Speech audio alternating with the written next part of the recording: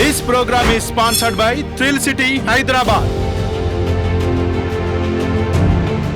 నమస్తే, welcome to four sides TV. కొంతకాలం క్రితం హైదరాబాద్ నగరంలో పురాతన మెట్ల బావిని ప్రభుత్వం వెలికితీసి అభివృద్ధి చేసిన విషయం విన్నాం. దానికి యునెస్కో గుర్తింపు కూడా వచ్చింది. మరి ఇట్లాంటి ప్రాముఖ్యత కలిగిన మెట్ల బావి హైదరాబాద్ మినహా మరెక్కడైనా ఉందా? ఉంటే కాకతీయ నగరంలో ఉందనే సమాధానం వస్తోంది. ఓర్గల్లులో వందల ఏళ్ల క్రితమే కాకతీయులు నిర్మించిన మెట్ల బావి గురించి ఫోర్ సైడ్స్ టీవీ అందిస్తున్న ప్రత్యేక కథనం.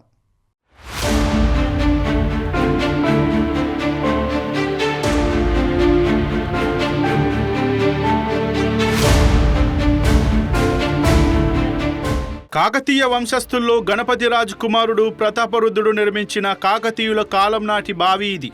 ప్రతాపరుద్రునికి కుమార్తె రాణి రుద్రమదేవి జన్మించిన తర్వాత ఆమెను రహస్యంగా రుద్రదేవునిగా పెంచడం జరిగింది. రుద్రదేవునిగా పిలిచే రాణి రుద్రమదేవి తన ఏకాంత మందిరం ఏకశిలా నగరం కిలా వరంగల్కు అక్కడి నుంచి రహస్య మార్గం ద్వారా ఈ మెట్ల బావికి వచ్చి స్నానం ఆచరించేదట. తర్వాత అక్కడి నుండి రహస్య మార్గం ద్వారా 1000 స్తంభాల గుడి దగ్గరకు వెళ్ళి స్వామివారిని దర్శించుకొని తిరిగి రహస్య మార్గం ద్వారా కిలా వరంగల్లో తన రహస్య మందిరానికి తిరిగి వచ్చేదని చరిత్ర చెబుతోంది.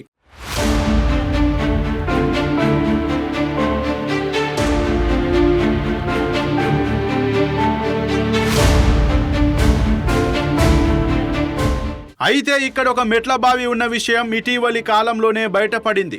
ఇంతకాలం ఇక్కడ మెట్ల బావి ఉన్న విషయం చాలా మందికి తెలియదు. గత ప్రభుత్వ హయాంలో దీన్ని కొంత అభివృద్ధి చేశారు. కాకతీయులు అంటేనే శిల్పకళా సంపద గుర్తొస్తోంది. అలాంటి కాకతీయుల పాలనలో నిర్మించిన మెట్ల బావి విషయంలోనూ శిల్పకళా సంపద కొట్టొచ్చినట్లు కనిపిస్తోంది.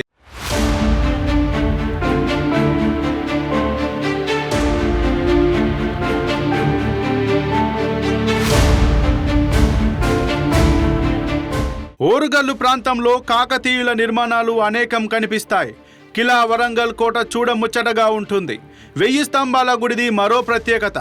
రామప్ప గుడికి ఇటీవల యునెస్కో గుర్తింపు లభించింది. శిల్పకళా సంపదకు గొలుసుకట్టు చెరువుల నిర్మాణానికి ప్రాధాన్యత ఇచ్చిన కాకతీయులు నిర్మించిన మెట్ల బావి ఇంతకాలం వెలుగులోకి రాకపోవడం నిజంగా బాధపడే విషయమే. ఇప్పటికైనా దీన్ని మరింత అభివృద్ధి పరిచి దీని ప్రత్యేకత ముందు తరాలకు తెలిసే విధంగా ప్రభుత్వం చర్యలు తీసుకోవాలని ప్రజలు విజ్ఞప్తి చేస్తున్నారు. ఇది కాకతీయుల కాలం నాటి మెట్ల బావి చరిత్ర. మరెందుకు ఆలస్యం, మీరు ఒకసారి వెళ్ళి చూసిరండి. వరంగల్లోని శివానగర్లో ఈ మెట్ల బావి ఉంది.